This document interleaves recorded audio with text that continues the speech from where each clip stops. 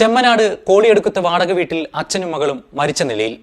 കാസർഗോഡ് മീപ്പുകുരി സ്വദേശികളായ ഗണേശൻ, മകൾ വൈഷ്ണവി എന്നിവരെയാണ് ശനിയാഴ്ച അർദ്ധരാത്രിയോടെ മരിച്ച നിലയിൽ കണ്ടെത്തിയത്. ഇരുവരും കിടപ്പുമുറിയിലെ സീലിംഗിൽ ഒരേ ഹുക്കിൽ തൂങ്ങിയ നിലയിലായിരുന്നു. ചെമ്മനാട് കോളിയെടുക്കം ശിവപുരം ക്ഷേത്രത്തിന് സമീപത്തെ ഇരുനില വാടക വീട്ടിലാണ് ഇരുവരെയും തൂങ്ങി മരിച്ച നിലയിൽ കാണപ്പെട്ടത്. ഈ സമയം ഗണേഷിന്റെ ഹോം നഴ്സായ ഭാര്യ ഓമന ജോലിസ്ഥലത്തായിരുന്നു.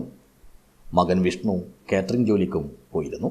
ശനിയാഴ്ച രാത്രി 11 മണി കഴിഞ്ഞ സമയത്ത് ഗണേശൻ വീട്ടിൽ നിന്നും ഇറങ്ങി അയൽ വീട്ടിലെത്തി മകളെ കാണാനില്ലെന്ന് പറഞ്ഞിരുന്നുവെന്നും എന്നാൽ ആരും ഇത് വിശ്വസിച്ചിരുന്നില്ലെന്നുമാണ് വിവരം. ഇതിനു പിന്നാലെ വീട്ടിലേക്ക് തിരിച്ചുപോയ ഗണേശൻ അകത്തു കയറി വാതിൽ കൊട്ടിയടച്ചതോടെ സംശയം തോന്നിയ അയൽവാസികൾ വിവരം മേൽപ്പറമ്പ് പോലീസിനെ അറിയിക്കുകയായിരുന്നുവത്രേ. പോലീസ് എത്തിയപ്പോൾ വീടിൻ്റെ വാതിൽ അകത്തുനിന്നും പൂട്ടിയ നിലയിലായിരുന്നു. ബലം പ്രയോഗിച്ച് അകത്തു കയറി നോക്കിയപ്പോഴാണ് വൈഷ്ണവിയെയും ഗണേശനെയും സീലിംഗിലെ ഒരേ ഹുക്കിൽ തൂങ്ങിയ നിലയിൽ കണ്ടെത്തിയത്.